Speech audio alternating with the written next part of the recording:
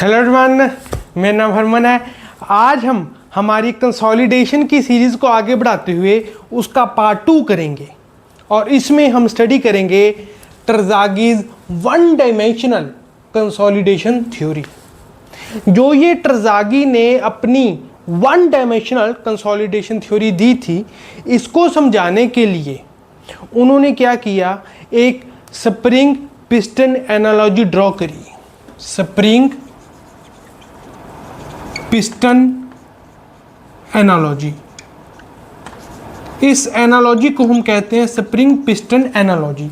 Analogy का मतलब होता है किसी और चीज़ का सहारा लेके किसी और चीज़ को समझाना। मान लीजिए मुझको कंसोलिडेशन को सॉइल में कंसोलिडेशन कैसे होती है उसको समझाना है, तो मैं किसी और चीज़ को समझा देता हूँ और फिर कहूँगा कि जैसे ये हो रहा है ना वैसे ही कंसोलिडेशन भी हो जाएगी।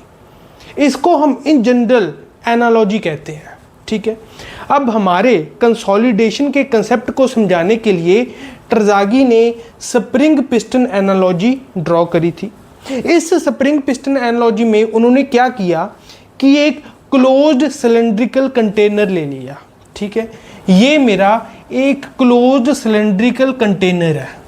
ठीक है, this is my closed cylindrical container. उन्होंने ये एक्सपेरिमेंट किया था खुद। Then he gave his conclusions regarding this theory and the assumptions which are required to apply this theory। ठीक है, तो इसमें उन्होंने क्या किया, एक क्लोज सिलेंड्रिकल कंटेनर ले लिया। इस सिलेंड्रिकल कंटेनर में अलग अलग कंपार्टमेंट्स बना लिए, जैसे ये एक अलग कंपार्टमेंट, ये एक अलग कंपार्टमेंट, ये एक अलग कंपार्टमेंट। इन सारे कंपार्टमेंट्स को पिस्टन से सेपरेट कर दिया। Pistons, right, these are pistons. Piston से स्प्रिंग पिस्टन एनालॉजी है ना, तो जो ये सारे कंपार्टमेंट्स थे इनको पिस्टन से सेपरेट कर दिया। ठीक है, पिस्टन मतलब एक जो मूवेबल एक चीज़ हो, राइट, उससे इनको सेपरेट कर दिया। पर जो ये पिस्टन थे ना, ये कोई अरे गरे ऐसे नहीं कि कोई भी पिस्टन थे, नहीं, ये परफोरेटेड पिस्टन्स थे। परफोरेटेड मतलब छेद थे इनमें छेद थे। जो जैसे मैंने ये ब्लैक से बनाए हैं ना, ये मैंने परफोरेशंस दिखाई हैं कि इनमें छेद थे। वो क्यों? ताकि इस चीज़ को सिमुलेट करने के लिए कि जो पानी है वो एक कंपार्टमेंट से दूसरे कंपार्टमेंट की तरफ जा सके, इसीलिए पिस्टन्स में छेद किए गए थे, जिसको हम परफोरेशंस का नाम दे रहे हैं। ठीक है, these are different pistons and these are perforated pistons. ठीक है, इन पिस्टन्स के बीच में स्प्रिंग्स फिट किए हुए थे। दीज आर स्प्रिंग्स फिट किए हुए थे बिटवीन दीज पिस्टन्स।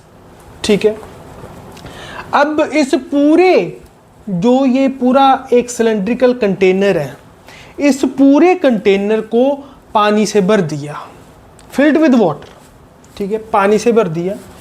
पानी से भरने के बाद जो ये हमारा एक जो एपरेटस तैयार हो गया टेस्ट के लिए, उसमें जो नीचे वाला पार्ट था उस पे एक वॉल्व लगी हुई थी। इस वॉल्व से हम कंट्रोल कर सकते थे कि पानी अंदर ही रहेगा या उसको हम एस्केप करने दे सकते हैं। ठीक है, इस वॉल्व को ओपन करेंगे तो पानी ऐसे जो ये एस्केप पाथ बना हुआ है इधर से चला जाएगा। अगर इसको बंद रखेंगे तो पानी को जाने के लिए कोई जगह नहीं है। ठीक है, अब ऊपर से जो ये ऊपर वाला पार्ट है, इसके ऊपर लोड लगाया गया। ठीक है, और load per unit area stress हो जाती है, आपको पता है। ठीक है, तो डेल्टा सिग्मा, जैसे ऊपर से हमारे सॉइल पे कोई एडिशनल लोड लगे, उसको सिमुलेट करने के लिए ऊपर लोड लगाया गया डेल्टा सिग्मा। जब ऊपर डेल्टा सिग्मा स्ट्रेस लगाई गई ऊपर, लोड तो ऑफ कोर्स P होगा, P upon area will be stress of course. तो जब डेल्टा सिग्मा स्ट्रेस ऊपर से लगाई गई इस ऊपर वाली सरफेस के ऊपर, और इस वॉल को क्लोज रखा गया। ये मैं बात कर रहा हूँ एट t इक्वल टू 0, जब हम अपना जो ये एक्सपेरिमेंट है उसको हम स्टार्ट कर रहे थे, एट t इक्वल टू 0, उसकी बात कर रहा हूँ मैं, एट t इक्वल टू 0। शुरुआत में क्या किया गया, t इक्वल टू 0 का क्या मतलब है, डेल्टा सिग्मा मैंने ऊपर वाली सरफेस के ऊपर स्ट्रेस लगा दी।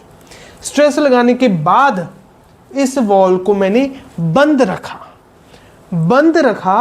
अब मैंने नोट किया कि जो मैंने इधर पीजोमीटर लगाए हुए थे, ठीक है, जो हमारे अलग अलग कंपार्टमेंट्स हैं ना, उसके सेंटर पे हमने लगाए हुए हैं पीजोमीटर्स, ठीक है। अब मैं क्या हुआ क्या ना हुआ, उससे पहले आपको मैं ये भी बता दूं कि कौन सी चीज़ किस चीज़ को सिग्निफाई कर रही है। जो ये इसमें हमारे अलग अलग कंपार्टमेंट्स में वाटर है, वो इस चीज़ को डिनोट कर रहा है, जैसे हमारे सॉइल के अंदर पोर वाटर होता है वॉइड्स में, उस चीज़ को रिप्रेजेंट कर रहा है ये वाला वॉइड। जो हमारा सॉइल स्केलेटन होता है, जो सॉइल सॉलिड से बना होता है, उसको रिप्रेजेंट कर रहे हैं ये स्प्रिंग्स। मतलब soil skeleton is being represented by springs, ठीक है। जो सॉइल सॉलिड्स होते हैं उनको हम स्प्रिंग से रिप्रेजेंट कर रहे हैं। जो ये अलग अलग कंपार्टमेंट्स है, ये रिप्रेजेंट कर रहे हैं सॉइल की अलग अलग लेयर्स। जो ये इसके बीच में हमने पिस्टन को परफोरेटेड रखा है, पिस्टन के बीच में जो ये छेद हमने दिए हुए हैं, ये डिनोट कर रहे हैं, ये आपको जैसे मैंने बताया ये पानी के फ्लो के लिए हैं, और ये एक्चुअल में सॉइल में परमेबिलिटी को डिनोट कर रहे हैं। जैसे इन छेदों के थ्रू पानी एक कंपार्टमेंट से दूसरी कंपार्टमेंट की तरफ जा सकता है, वैसे ही हमारे सॉइल में इंटरकनेक्टेड वॉइड्स के थ्रू पानी फ्लो कर सकता है। ये जो परफोरेशंस हैं, ये परमेबिलिटी के कंसेप्ट को सिमुलेट करने के लिए दी हुई है, ठीक है। नाउ ये जो है, जो ये वॉल्व है, ये रिप्रेजेंट कर रहा है हमारी ड्रेनेज कंडीशन जो सॉइल की होगी। सॉइल की जो ड्रेनेज, जो ऑफ कोर्स जो ट्रजागी ने सेटअप बनाया था, वो है वन साइड से ड्रेनेज के लिए, कि जो भी हम लोड लगा रहे हैं उसकी वजह से जो हमारा सॉइल है वो सिर्फ एक ही डायरेक्शन में उसका जो पोर वाटर है वो डिसिपेट हो सकता है। जो डायरेक्शन ऑफ फ्लो है वो सिर्फ एक डायरेक्शन में है। This valve is representing drainage condition. अगर हमने इसको बंद रखा तो ड्रेनेज नहीं हो रही, अगर हमने इसको खोल दिया तो एक डायरेक्शन से ड्रेनेज अलाउड है, ठीक है। ये सारी चीज़ें, अब जैसे मैंने आपको ये बता दिया, अब इसके बाद हमने क्या किया, डेल्टा सिग्मा हमने इसके ऊपर स्ट्रेस लगी, जो ये इसका ऊपर वाला सरफेस है इसके ऊपर स्ट्रेस लगी डेल्टा सिग्मा, ठीक है। जब हमने डेल्टा सिग्मा स्ट्रेस लगाई और इस वॉल को बंद ही रखा, इस वॉल को हमने पहले भी बंद रखा है, डेल्टा सिग्मा स्ट्रेस लगा दी, अभी भी बंद रखा है। उसके बाद हमने क्या नोट किया, क्योंकि वॉल तो बंद है, वॉल बंद है तो पानी कहीं जा नहीं रहा, पानी कहीं जा नहीं रहा, मतलब कहीं पे भी इस पानी की ड्रेनेज नहीं हो रही, राइट। तो क्या ऑब्जर्व किया गया प्रैक्टिकली कि जो ये स्प्रिंग्स है ना, इनमें कोई कंप्रेशन नहीं आया। हमने ऊपर से डेल्टा सिग्मा लोड लगाया, पर क्योंकि पानी को हमने निकलने नहीं दिया, तो जो ये स्प्रिंग्स थे इनमें कोई कंप्रेशन नहीं आया, नहीं तो ये दबते। ऊपर से हम ऐसे लोड लगा रहे हैं, कोई भी हमारा ऐसे स्प्रिंग हो, राइट। मान लीजिए ये मेरा एक स्प्रिंग है, ठीक है, इसके ऊपर मैं एक ऐसे फोर्स लगा दूं, ऐसे करके एक फोर्स लगा दूं, ठीक है। ऑफ कोर्स इधर से लगा रहा हूं तो इक्विलिब्रियम के लिए इधर से भी लगेगी, ठीक है। फोर्स लगा दूं तो ये स्प्रिंग दबेगा, ठीक है, दबेगा। अब जितना ये दबेगा, जितनी इसमें डिफॉर्मेशन होगी, उस हिसाब से इसमें फोर्स आएगी। F इक्वल टू के एक्स, आपको पता है एक्स इज डिफॉर्मेशन, के इज स्प्रिंग कांस्टेंट। बिल्कुल बेसिक सी बात है। F इक्वल टू के एक्स। अब जितना ये दबेगा, जितना x आएगा, जितनी डिफॉर्मेशन होगी इक्विलिब्रियम पोजीशन से इसकी, उतनी इसमें फोर्स आएगी इस स्प्रिंग में, ठीक है। पर क्योंकि हमारे इस वाले केस में हमने पानी को निकलने नहीं दिया ना, जो उसकी वजह से स्प्रिंग में कोई कंप्रेशन नहीं आई, स्प्रिंग बिल्कुल भी नहीं दबा, अपनी पोजीशन पे वैसे ही बरकरार रहा। अब अपनी पोजीशन पे वैसे ही बरकरार रहा, मतलब जो ये x मैंने यहाँ पे लिखा हुआ है, x यहाँ पे, this one x, this is 0। अब ये 0 है तो फोर्स क्या आएगी, of course 0, k into 0 will be 0। मतलब स्प्रिंग ने अभी कोई भी फोर्स नहीं उठाई, स्प्रिंग ने अभी कोई भी फोर्स नहीं उठाई, तो at t equal to 0 spring, हमने तो ऊपर से स्ट्रेस लगाई है, स्प्रिंग ने उस स्ट्रेस का कोई भी पार्ट नहीं लिया, तो लिया किसने, वाटर ने। जो ये वाटर है, इसने पूरी की पूरी जो स्ट्रेस आपने डेल्टा सिग्मा लगाई थी, पूरी की पूरी स्ट्रेस इस वाटर ने ली, ठीक है। तो इसका ये मतलब बना कि जो डेल्टा सिग्मा है एट t इक्वल टू 0, ध्यान दीजिए, at t equal to 0, just जब मैंने ऊपर लोड लगाया है, ठीक है, उस इंस्टेंट पे जो भी डेल्टा सिग्मा है that becomes equal to delta U. मतलब जो भी मैंने स्ट्रेस लगाया है वो पोर वाटर प्रेशर, जो वाटर है वो ही कैरी कर रहा है, राइट, वो पोर वाटर प्रेशर में कन्वर्ट हो गया। जो भी मैंने ऊपर से स्ट्रेस लगाई है, it has got converted into pore water pressure, अगर आप सॉइल के विद रिस्पेक्ट टू देखोगे तो, ठीक है। तो उसकी वजह से जो हमने ये पीजोमीटर लगाए, इनमें क्या आई, एक बढ़ोतरी आई। इन सारे पीजोमीटर की जो हाइट है दैट रोज, नहीं तो इनमें जो फ्री वाटर, जो जब स्टैटिक कंडीशन थी तब इस पोजीशन पे थी सबके वाटर लेवल, ठीक है, क्योंकि मैक्सिमम यहाँ तक ही है ना वाटर, यहाँ पे कोई भी, ये फ्लूइड मैकेनिक्स का बेसिक कंसेप्ट है कि हम पीजोमीटर को इंसर्ट करेंगे, जो भी फ्री वाटर सरफेस लेवल है वहाँ तक रेज कर जाएगा हमारा पीजोमीटर में लेवल। तो यहाँ तक पीजोमीटर में लेवल था, ठीक है। पर जब हमने डेल्टा सिग्मा ऊपर से स्ट्रेस लगा दी, उसकी वजह से इन तीनों पीजोमीटर्स में जो मैंने अलग अलग कंपार्टमेंट्स में लगाए हुए थे, तीनों में हमको देखने को मिला एक राइज, एच का राइज। अब जो ये एच का राइज है ये कितना हुआ, दिस एच। अब इसको निकालने के लिए हमको जो एक सॉइल मैकेनिक्स में हम कंसेप्ट पढ़ते हैं कि पोर वाटर प्रेशर क्या होता है, उसका सहारा लेना पड़ेगा। पोर वाटर प्रेशर क्या होता है, अगर मैं इन जनरल आपसे पूछूं पोर वाटर प्रेशर क्या होता है, अगर मुझको रिप्रेजेंट करना हो कि जो पीजोमीटर है, let me take some other marker now. अब अगर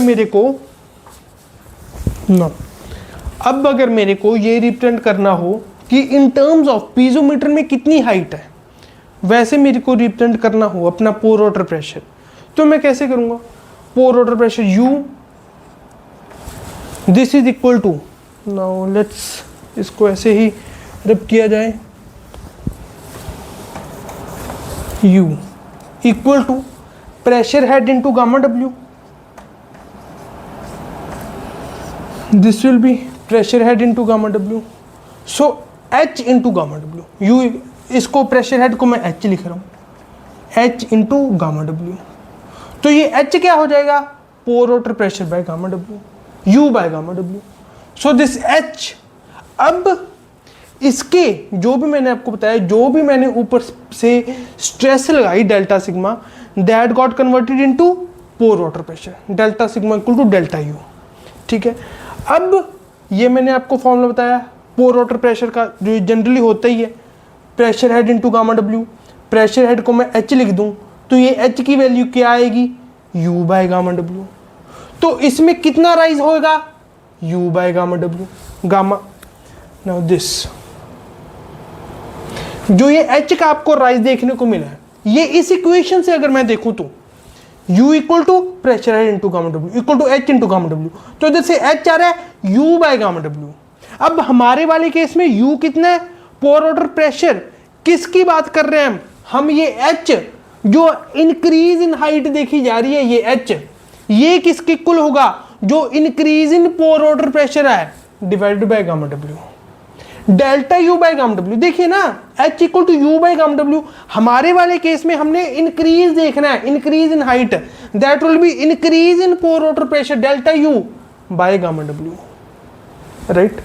अब delta U at T equal to 0 किसके इक्वल है, डेल्टा सिग्मा के equal. So this will become equal to delta sigma by gamma W, right. So H will be equal to delta U by gamma W equal to delta sigma by gamma W at T equal to 0.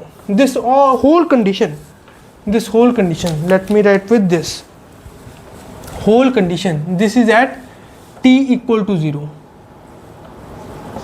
At T equal to 0. ये T equal to 0 पे है कि सारे पीजोमीटर्स में हमको H का rise देखने को मिलेगा, which is equal to of course delta U by gamma W equal to delta sigma by gamma W. Now अब क्या हुआ, अब हमने नाउ मैं इसको रब कर देता हूं, ठीक है, ताकि आगे प्रोसीड करने के लिए। अब क्या हुआ कि हमने इस वॉल्व को खोल दिया, अभी तक ये वॉल्व बंद थी, फिलहाल ये वॉल्व बंद थी। अब हमने क्या किया कि इस वॉल्व को हमने खोल दिया। जब हमने इस वॉल्व को खोला तो क्या होगा, ऑफ कोर्स वाटर पास होना शुरू हो जाएगा इसमें, ठीक है।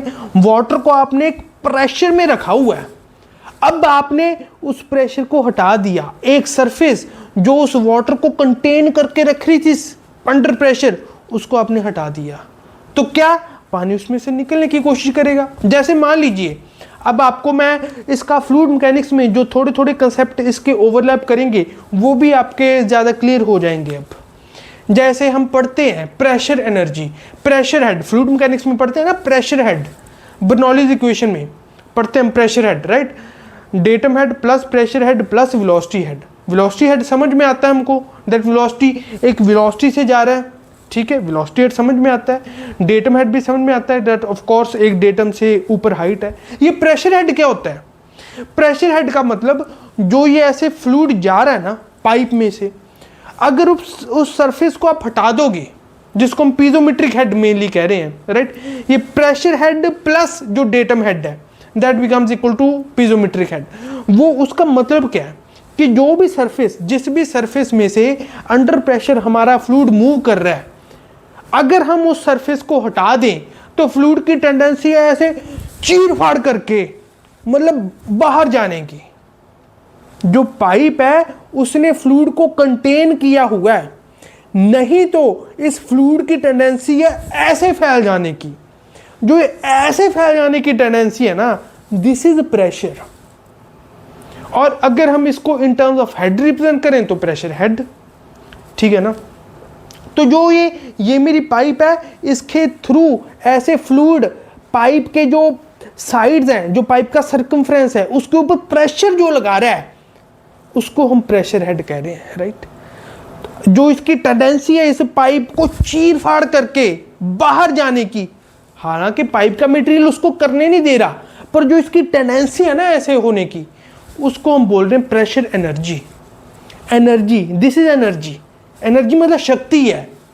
किस चीज की शक्ति, पानी की एक शक्ति है कि वो ऐसे चीर फाड़ करके जाना चाहता है, this is pressure energy, right. तो ऊपर से हमने ऐसे लोड लगाया हुआ था डेल्टा सिग्मा, पानी को निकलने का कोई रास्ता नहीं मिल रहा था, इट वॉज अंडर प्रेशर।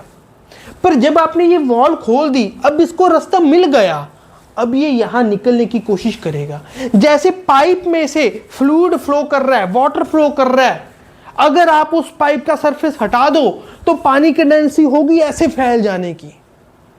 उसको जब रास्ता मिल गया तो वो ऐसे फैलेगा। वैसे ही इस पानी को जब रास्ता मिल गया तो इस वॉल्व से ये जाएगा बाहर। नाउ अब क्या हो रहा है, अब ये हो रहा है कि at time T right, at time t, कुछ भी t, मतलब अब हम t इक्वल टू 0 से आगे बढ़ गए।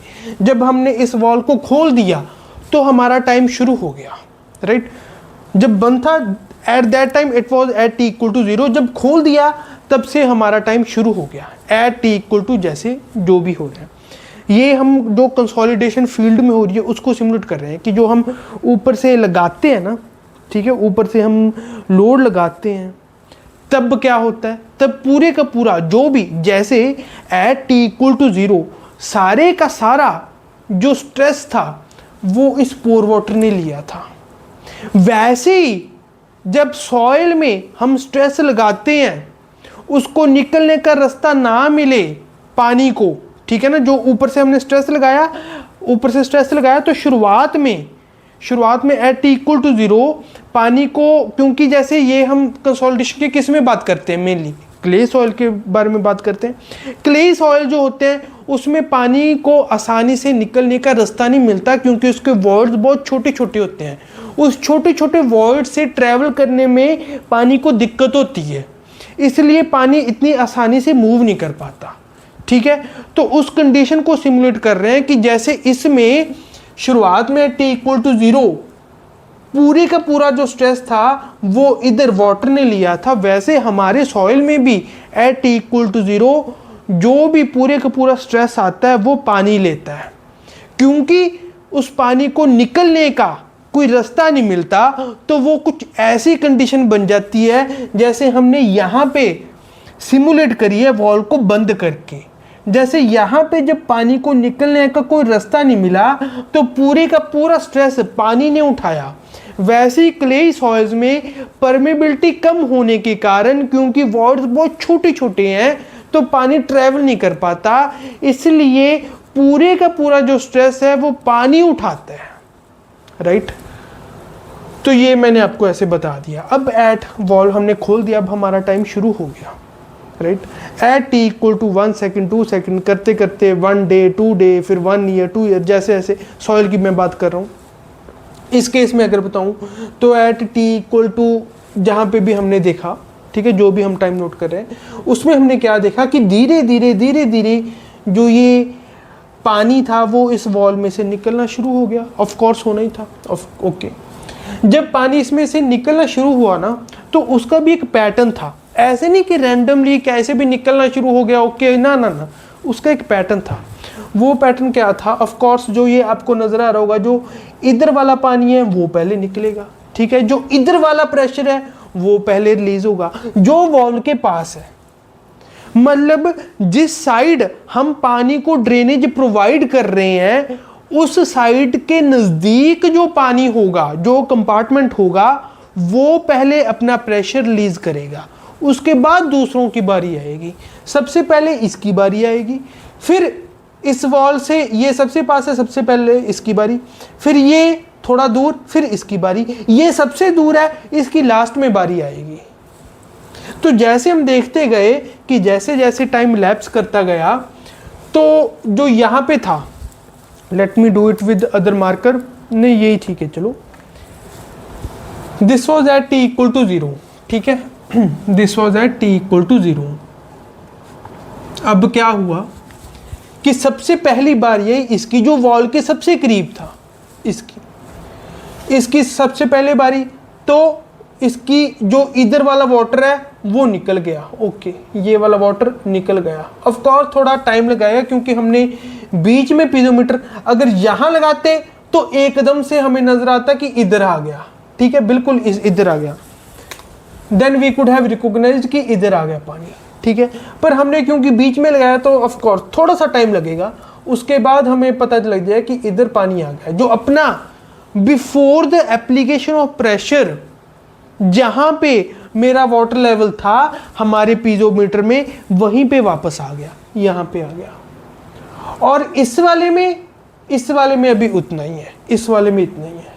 तो इस वाले में अभी इसकी बारी नहीं, तो इसकी क्या आएगी, नहीं आएगी। तो at t equal to T1 अगर मैं एक डायग्राम बनाऊं पोर वाटर प्रेशर को कनेक्ट करते हुए तो वो कुछ ऐसी बनेगी। इसमें निकल गया, इसमें अभी निकला नहीं, इसमें अभी निकल रहा है, तो कुछ ऐसी डायग्राम बनेगी इसकी। तो फिर ऑफ कोर्स इसमें क्या निकलेगा, राइट। तो दिस डायग्राम अब मैं किसी डिफरेंट ग्रीन मार्कर से इसको बना देता हूँ एट टी इक्वल टू 0 का। This is at T equal to 0। ये मैं बना रहा हूँ आइसोक्रोन बना रहा हूँ। मतलब वो वाली लाइंस, आइसोक्रोन्स मतलब वो वाली lines representing same, representing pore water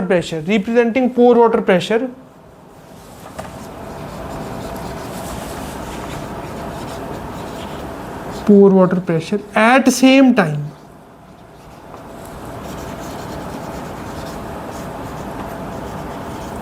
iso का मतलब, आइसो आप कहीं भी देख लो, आइसो का मतलब होता है सेम। इस आइसो का मतलब सेम। क्रोन का जब भी हम इस्तेमाल करते हैं, इसका मतलब होता है विद रिस्पेक्ट टू टाइम, मतलब टाइम के विद रिस्पेक्ट टू सेम। ठीक है, सेम टाइम पे क्या, pore water pressure at T equal to 0। अब ये लाइन ज्वाइन कर रही है पोर वाटर प्रेशर को सेम टाइम पे। कौन से टाइम पे, at T equal to 0। Time same है एट टी इक्वल टू 0। ये वाली जो लाइन है this is also an आइसोक्रोन, but this is at T equal to T1। इसको मैं ऐसे रिप्रेजेंट कर दूं at T equal to T1। ठीक है, आइसोक्रोन का मतलब सेम टाइम पे, टाइम सेम टाइम पे। अभी 1 बजे तो 1 बजे ऐसे हो रहा है, 2 बजे तो 2 बजे ऐसे हो रहा है। क्या हो रहा है, पोर वाटर प्रेशर को ज्वाइन करते हुए हम लाइन बना रहे हैं। ठीक है, तो this is an isochrone at T equal to 0, this is an isochrone at T equal to T1। अब जैसे थोड़ा सा और टाइम बढ़ेगा तो इसमें भी पानी कम होगा। ठीक है, थोड़ा सा और टाइम बढ़ा, इसमें तो अभी 0 हो चुका है। एक्सेस पोर वाटर प्रेशर, जो हमने ऊपर से लोड लगाया था उसकी वजह से एक access pore water pressure develop हो गया था। एक तो पोर वाटर प्रेशर है ही इसमें, ठीक है, जैसे हमारे सॉइल में जो पानी है, पोर वाटर है, पोर्स में जो वाटर है उसकी वजह से पोर वाटर प्रेशर तो है ही, पर जो हमने ऊपर से लोड लगाया उसकी वजह से access pore water pressure develop हो गया। एक्सेस मतलब जो है उसके एडिशन में कुछ और। तो इसमें तो access pore water pressure dissipate हो ही गया, इसमें नहीं हुआ था। थोड़ा सा और टाइम दिया, इसमें भी हो गया, इसमें भी हो गया, पर इसमें अभी नहीं हुआ, इसमें अभी नहीं हुआ, इसमें भी इतना ही है। ठीक है, इसमें हो गया था, इसमें होना शुरू हो गया, इसमें अभी नहीं हुआ। This is at T equal to T2, this is at with this only I can write at T equal to T2। अब थोड़ा सा और टाइम हमने दिया, थोड़ा सा और टाइम हमने दिया तो इसमें होना शुरू हो गया, इसमें और कम हो जाएगा, इसमें होना शुरू हो जाएगा। जो ऊपर वाला कंपार्टमेंट है उसमें भी होना शुरू हो जाएगा, उसमें भी अब होना शुरू हो गया। This is at T equal to T3, at T equal to T3। T3 पे कुछ ऐसी हमको लाइन देखने को मिली। T3 का आइसोक्रोन कुछ ऐसा मिला। T इक्वल टू 0 का आइसोक्रोन, T इक्वल टू 0 का आइसोक्रोन कुछ ऐसा है। T इक्वल टू T1 का आइसोक्रोन कुछ ऐसा है। T2 का कुछ ऐसा है। T3 का कुछ ऐसा है। वैसे जैसे जैसे टाइम बढ़ता रहेगा इसमें पोर वाटर जो है वो डिसिपेट हो जाएगा, इसमें थोड़ी देर बाद होगा, बट फाइनली एक पॉइंट ऐसा आएगा कि इन तीनों में जो excess pore water pressure develop हुआ है वो डिसिपेट हो जाएगा। एक पॉइंट ऐसा आएगा, there will be one point,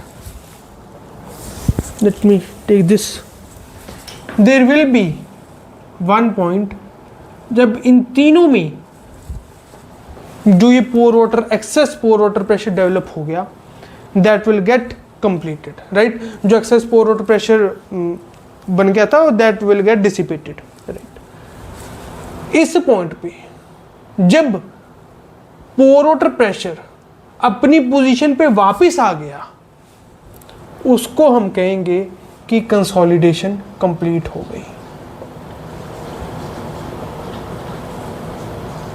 consolidation completed कब? जब तीनों कंपार्टमेंट्स में जो भी access pore water pressure develop हुआ था वो अपनी ओरिजिनल पोजीशन पे वापस आ गया, उस पॉइंट पे कंसोलिडेशन कंप्लीट हो गई। अब जब जैसे जैसे पोर वाटर डिसिपेट हो रहा था, जैसे जैसे लेवल पीजोमीटर में कम हो रहा था, वैसे वैसे ये स्प्रिंग भी कंप्रेस होने लग गए थे। स्प्रिंग कंप्रेस क्यों नहीं हो रहे थे? क्योंकि जो इसमें पानी है वो बाहर नहीं निकल रहा था। क्योंकि ये पानी निकल नहीं रहा था इसलिए स्प्रिंग कंप्रेस नहीं हो रहे थे। क्योंकि स्प्रिंग कंप्रेस नहीं हो रहे थे इसलिए इनमें कोई फोर्स नहीं आ रही थी। जैसे जैसे जब हमने वॉल खोल दी, जैसे जैसे पानी बाहर निकलना शुरू हुआ, वैसे वैसे स्प्रिंग कंप्रेस होने लग गए, वैसे वैसे फिर स्प्रिंग में फोर्स आनी शुरू हो गई। और मैंने आपको क्या बताया था कि जो ये स्प्रिंग्स हैं ये हमारे किसको डिनोट कर रहे हैं? सॉइल सॉलिड्स को। स्प्रिंग्स सॉइल सॉलिड्स को डिनोट कर रहे हैं। मतलब टाइम के साथ साथ पानी बाहर निकलता गया और जो ये स्ट्रेस डेल्टा सिग्मा थी ये धीरे धीरे स्प्रिंग्स को ट्रांसफर होनी शुरू हो गई। स्प्रिंग्स को ट्रांसफर होनी शुरू हो गई। अगर मैं हमारे सॉइल के विद रिस्पेक्ट टू बताऊं तो क्या हुआ? जो स्ट्रेस थी वो सॉइल सॉलिड्स को ट्रांसफर होना शुरू हो गई, राइट। तो जैसे जैसे टाइम बढ़ता गया वैसे वैसे क्या होता गया कि जो ये डेल्टा सिग्मा थी, जो कि of course delta u plus delta sigma bar के इक्वल थी, this is excess pore water pressure and this is excess effective stress. जो इफेक्टिव स्ट्रेस बढ़ रही है उसको नोट कर रहे हैं। तो जैसे जैसे टाइम बढ़ता गया वैसे डेल्टा सिग्मा ये तो कांस्टेंट है, दिस इज कांस्टेंट, ठीक है, ये हमने ऊपर से कांस्टेंट उतनी ही रखी हुई है। पर जैसे जैसे टाइम बढ़ता गया वैसे वैसे ये डेल्टा यू कम होता गया, ठीक है। अब मैंने आपको बता ही दिया कि जो पास वाली लेयर है उसमें से पहले कम होगा, जो दूर वाली है उसमें थोड़ा लेट कम होगा, राइट, पर कम सब में होगा। जैसे जैसे टाइम बढ़ता गया वैसे वैसे एक्सेस पोर वाटर प्रेशर कम होता गया और डेल्टा सिग्मा बढ़ता रहा। जैसे जैसे टाइम बढ़ता रहा वैसे वैसे पानी बाहर निकलता रहा, वैसे वैसे स्प्रिंग कंप्रेस होते रहे। मतलब फोर्स जो जो ऊपर वाली स्ट्रेस थी वो स्प्रिंग को ट्रांसफर होना शुरू हो गई और हमारे सॉइल के केस में स्प्रिंग सॉइल सॉलिड्स को डिनोट कर रहे हैं और सॉइल सॉलिड्स जो स्ट्रेस कैरी करते हैं per unit area of soil उसको हम इफेक्टिव स्ट्रेस का नाम देते हैं। तो delta sigma which is equal to delta u plus delta sigma bar, इसमें टाइम के बढ़ने के साथ डेल्टा यू कम हो गया और डेल्टा सिग्मा बार बढ़ता रहा बढ़ता रहा और बढ़ता रहा। और वो पॉइंट जहां पे डेल्टा यू पूरी तरह जीरो हो गया, ध्यान दीजिए डेल्टा यहां पे लिखा जा रहा है, डेल्टा मतलब चेंज की बात हो रही है। शुरुआत में जो एक्सेस पोर वाटर प्रेशर था वो बहुत ज्यादा था, that was equal to delta sigma, ठीक है ना। तो एट टी इक्वल टू मान लीजिए इन्फिनिटी, कंसोलिडेशन को कंप्लीट होने में थ्योरेटिकली जो हमने इक्वेशन बनाई है उसके बेसिस पे हम कह देते हैं that consolidation is getting completed at T equal to infinity. पर ऐसा नहीं होता कि इनफाइनाइट टाइम चल ही रहा है, नहीं ऐसा नहीं होता। नहीं तो फिर हम सेकेंडरी कंसोलिडेशन कब नोट करते अगर ऐसा होता। सेकेंडरी कंसोलिडेशन हमने नोट की है ना, और वो हमने ये बात की है कि वो तभी शुरू होती है जब प्राइमरी कंसोलिडेशन खत्म हो जाती है। तो ऑफ कोर्स इन्फिनिटी टाइम तो नहीं लगता, ऐसा नहीं है कि चल ही रही है अनंत समय तक चल ही रही है। हाँ, हमारी जो इक्वेशंस है वो कुछ इस तरीके से बनी हुई है कि हमको लगता है कि इनफाइनाइट टाइम लग रहा है उसमें, राइट। तो कई बार हम एट जो 90% कंसोलिडेशन जब हो जाती है तब हम कह देते हैं कि यार कंसोलिडेशन हैज गॉट कंप्लीटेड, ठीक है, अपने एनालिसिस को सिंपल करने के लिए। बट एक्चुअली जब पोर वाटर प्रेशर पूरी तरह निकल गया तब एक्चुअल में हमारी कंसोलिडेशन कंप्लीट कहलाएगी। नाउ अब धीरे धीरे जब कंसोलिडेशन पूरी ख़त्म हो गई तो उसमें जो ये delta u plus delta sigma bar था, उसमें जो ये डेल्टा यू है this will become equal to 0, और पूरे का पूरा जो डेल्टा सिग्मा था that will become equal to delta sigma bar. ध्यान दीजिए, इस बात पे ध्यान दीजिए, मैंने 0 कह रहा हूँ, हाँ 0 कह रहा हूँ, पर डेल्टा यू को, पोर वाटर प्रेशर नहीं 0 हुआ। जब कंसोलिडेशन कंप्लीट हुई है तब पोर वाटर प्रेशर 0 नहीं हुआ। बस ये है कि पोर वाटर प्रेशर जितना पहले था लोड लगाने से अब उतना हो गया, change in pore water pressure 0 हो गया। जो excess pore water pressure develop हो गया था वो 0 हो गया, एक्सेस 0 हुआ है, पोर वाटर 0 नहीं हुआ।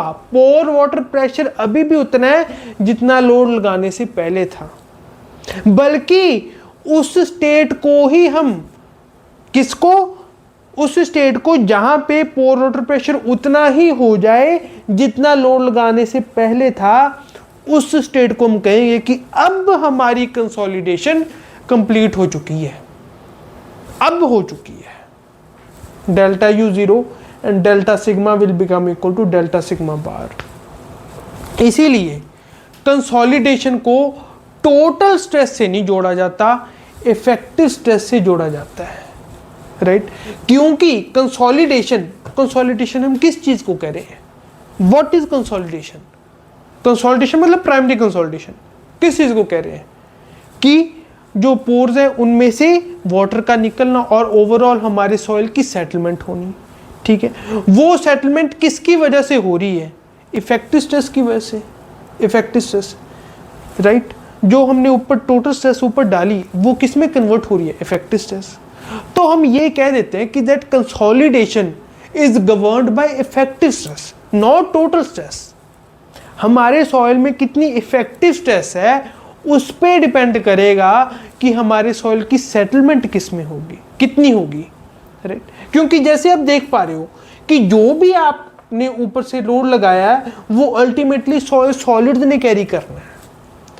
तो जो भी इफेक्टिव स्ट्रेस आपकी है फिलहाल और एक्सेस में जो आपने डाल दी, इन दोनों फैक्टर्स पे डिपेंड करेगा कि आपकी टोटल कंसोलिडेशन सेटलमेंट कितनी होगी। और भी फैक्टर्स होते हैं, डिस्कस जैसे जैसे हम आगे बढ़ेंगे वैसे वैसे डिस्कस करेंगे, और एंड में मैं आपको लिखाऊंगा भी कि अगर आपसे पूछा जाए दैट अल्टीमेट कंसोलिडेशन सेटलमेंट किन किन फैक्टर्स पे डिपेंड करती है तो वो आपको किन चीज़ों का ध्यान रखना है। मेन 3 फैक्टर्स होते हैं, अभी हमने एक फैक्टर की बात करी है, that is effective stress, right? तो अल्टीमेटली कंसोलिडेशन की जो भी सेटलमेंट होगी that will B governed by effective stress, not total stress.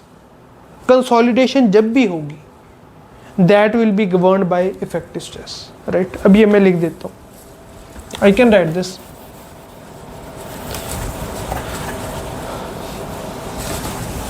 Consolidation,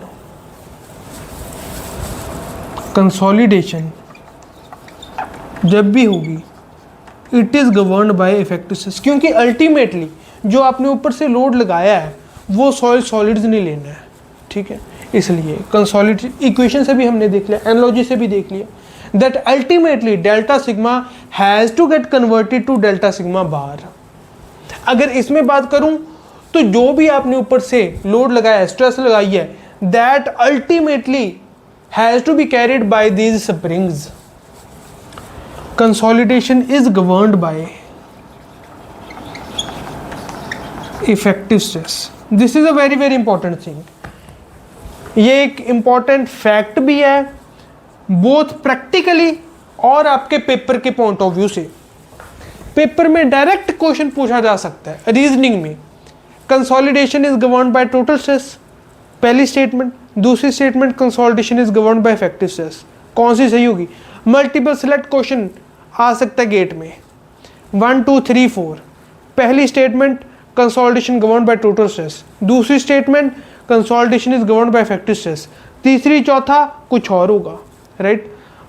किसी और कंसेप्ट में से होगा। अब हमें चूज करना पड़ेगा कि फर्स्ट और सेकंड में से कौन सा चूज करें। तो मल्टीपल सेलेक्ट क्वेश्चन में ये पूछा जा सकता है, रीजनिंग के क्वेश्चन में ये पूछा जा सकता है, ठीक है?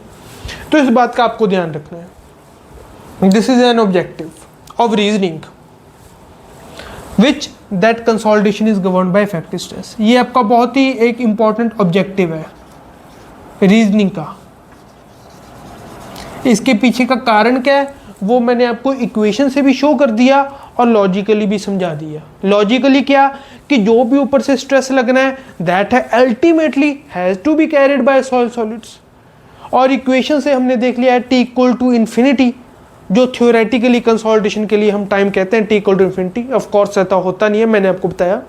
उसमें भी at T equal to infinity पे delta sigma has to get converted to delta sigma bar. तो इसलिए consolidation is governed by effective stress, right. ये आपको ध्यान में रखना है।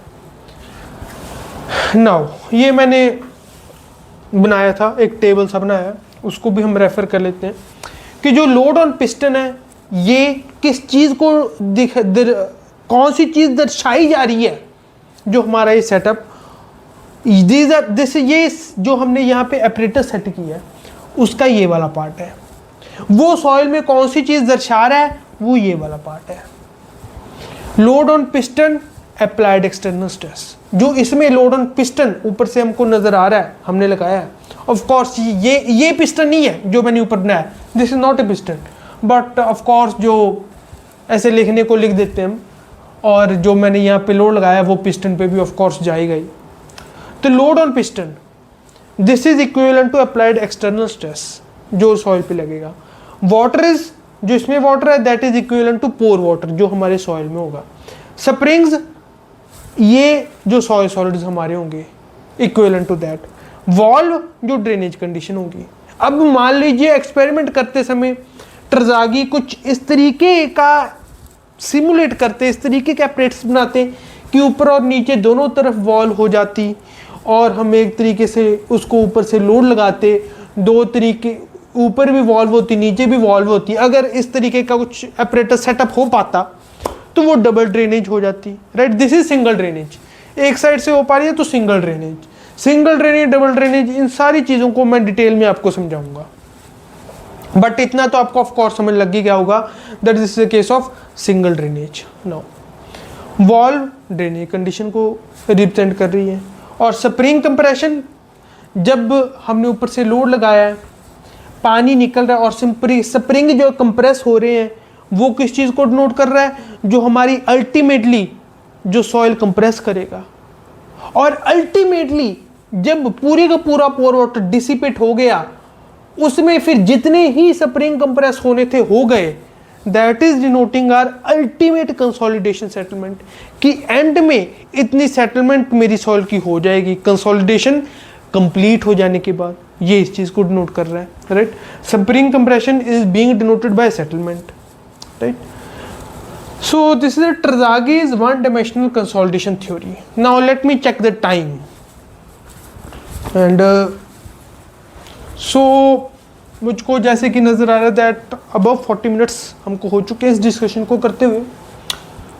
तो नेक्स्ट क्लास में हम हमारी इस डिस्कशन को आगे कैरी फॉरवर्ड करेंगे। ये जो स्प्रिंग एनालॉजी है ये मैंने आपको अच्छे से समझा दी, क्योंकि मुझे एक स्टूडेंट की रिक्वेस्ट भी आई थी कि जो ये पिस्टन तो उसने नाम नहीं लिया, क्योंकि पिस्टन कई बार बहुत लोग होते हैं जो ऐसा नाम नहीं लेते, कि जो स्प्रिंग एनालॉजी है ट्रजागी की उसको समझाइए। उसको मैंने आपको समझाया।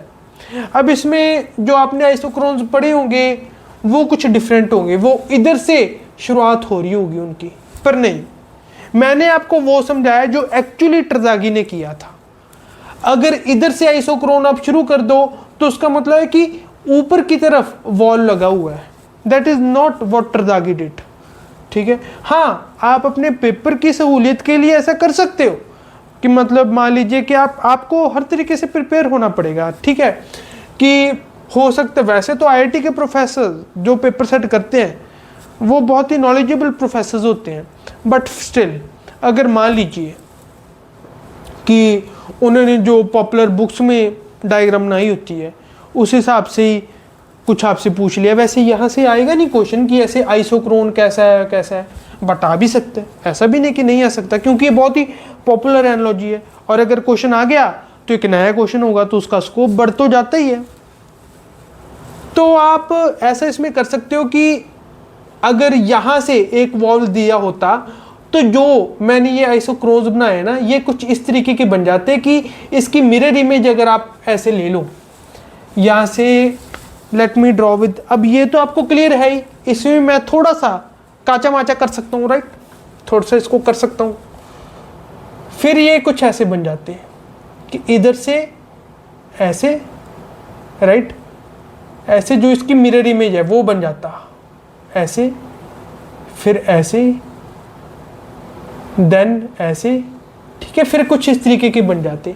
आपने ऐसे बुक या आपने जो अगर कहीं पे कोचिंग ली है तो इस तरीके के आपने आइसोक्रोन्स देखे होंगे कि इधर से शुरुआत हो रही है, ऐसे ऐसे ऐसे, ठीक है। पर ये सही नहीं है। क्यों नहीं सही? क्योंकि ये आइसोक्रोन्स तब बनेंगे जब ऊपर से ड्रेनेज हो रही हो, ठीक है। वॉल्व जो एक्चुअल मैंने आपको जो कराया है वो है जो ट्रजागी ने एक्चुअल एक्सपेरिमेंट किया था।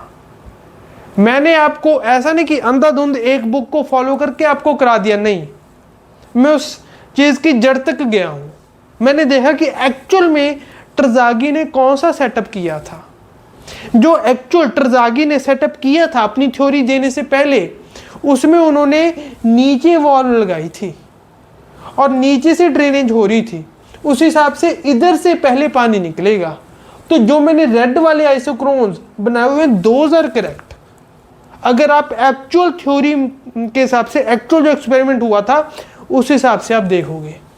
बुक्स में क्यों, कैसे, किसने बनाया है, वो जिसने बनाया है उसकी मर्जी, पर मैंने जो आपको बताया दैट इज 100% कंसेप्चुअली करेक्ट। इसमें एक पैसे की कोई गलती नहीं निकाल सकता, right.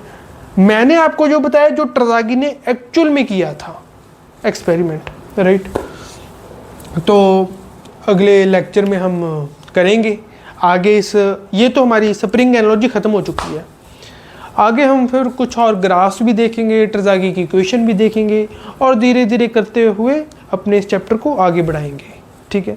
For now it's all, thank you very much.